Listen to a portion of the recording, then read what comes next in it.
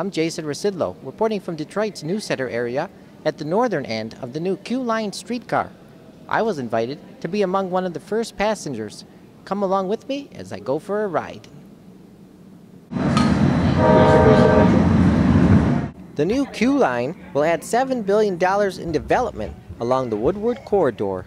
Right, the success of our business, the happiness of our clients equals our ability to help make sure that QLine's going up and down the street. And next week people will be riding it. Now they can go from downtown to midtown. It took 10 years to go from the concept phase to passenger operations. Former WDIV Local 4 anchor Carmen Harlan will provide the voice of the QLine. She will announce upcoming stops as passengers are riding the streetcar. We're another option for people to use. How can we become a more connected city in terms of walkability too?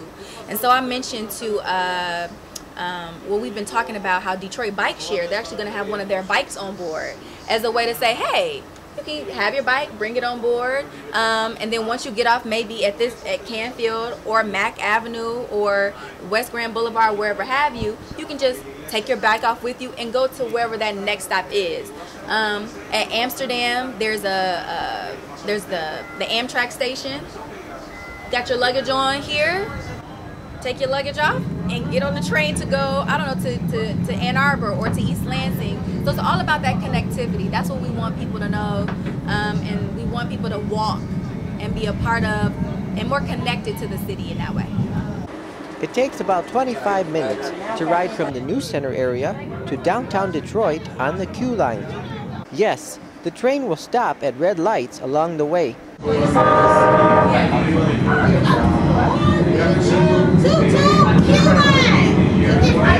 Each streetcar weighs approximately 87,000 pounds. It can travel up to 30 miles per hour. QLine is powered by a 750-volt lithium-ion battery and runs 60% off wire.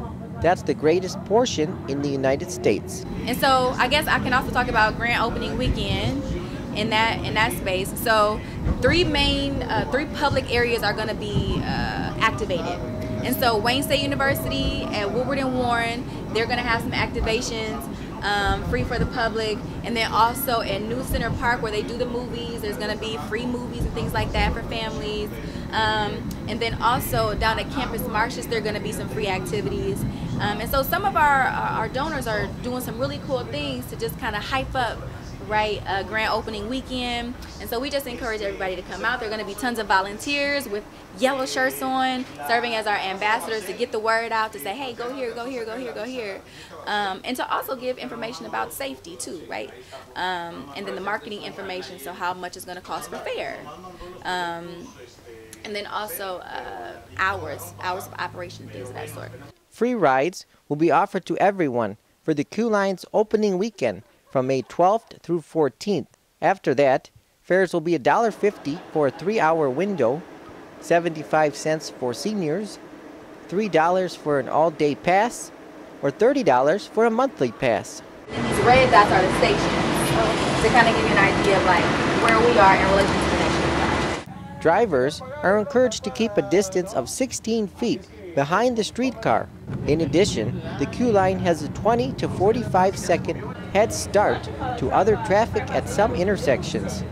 Security, we have cameras on board, and then our conductors, our drivers also have cameras at the rear, where they have mirrors on the side, like rear view mirrors as well. And there are also cameras at every station. And so we're always trying to think about safety in that way. We will have transit police of some sort to help. We've had several trainings with Detroit Police Department. We've had several trainings with Detroit Fire Department. Everybody, Homeland Security. And so I don't know if you noticed, but down at Foxtown, they have these big barricade, street things. That is a safety tool to make sure that people who are, at the arena or whatever have you, they can't just jump right or just run right across the street. Those are things that we thought about to make sure there was a safe form of transit for everybody. There are several important stops along the QLine. The Amtrak station at Baltimore Street, the new Little Caesars Arena at Sproat Street, the Grand Circus Park Station, where you can transfer and board the People Mover, and of course the end of the line at Congress Street in the Central Business District. It is not going to be running during Thanksgiving Parade. There are a couple events, and also the Thanksgiving Parade is like a 100-year-old institution. You know, it's not going anywhere. So for that one, we will not be in service. And then after the parade, we're going to relaunch our service. Officials at QLine say their new streetcar is not meant to compete with the People Mover. Instead, it is here to complement the transportation of Midtown and downtown. Well, we're on the actual road type of thing. And here's the thing, we have a great relationship with the People Mover too.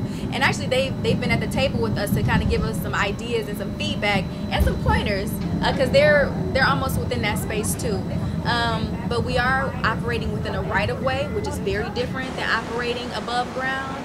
And so there are a lot of other complexities and things that we have to take into consideration, with Woodward Avenue being essentially like a federal highway. It's a part of Michigan Department of Transportation, working with the city of Detroit. And so there are a lot of moving pieces, but I think in that way it's a little bit different because we are coexisting among it. We're an added infrastructure in a big right-of-way. The Penske Tech Center, located at the north end, serves as the maintenance, storage, and operations hub for QLine. We wanted to go farther, and so we're on board with regional transit. If anything, we hope that our project is reflective of what regional transit can do, what connectivity does for our region, even if we're starting on in a smaller way on Woodward Avenue. Hours of the QLine are 6 a.m. to 11 p.m. Monday through Thursday, 6 a.m. to 12 midnight on Fridays, 8 a.m. to midnight on Saturday, and 8 a.m. to 8 p.m. on Sunday. Those hours can be extended during special events if needed. You'll have your chance to ride the QLine when it opens to the public on Friday, May 12th. Reporting from the southernmost point of the line at Woodward and Congress, Jason Rzucidlo for AmericaJR.com.